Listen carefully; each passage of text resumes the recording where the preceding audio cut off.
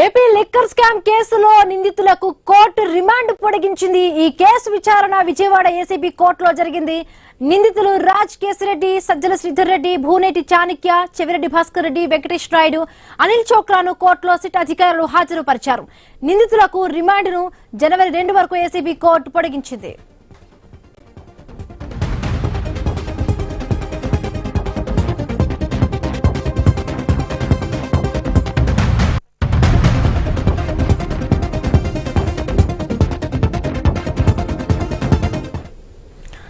AP liquor scam కేసులో నిందితులకు court remand ను పొడిగించింది.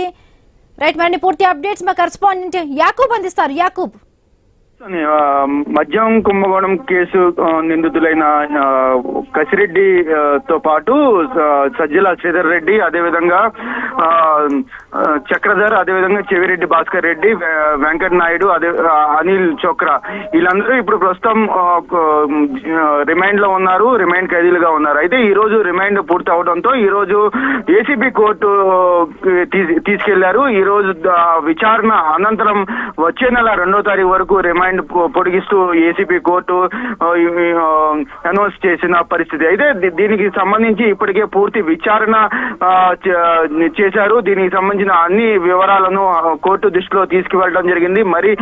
మరిన్ని దీంట్లో లోతైన విచారణ చేయాలని అయితే ఒక పక్కన ఏసీబీ అధికారులు అయితే చెప్పడం జరిగింది.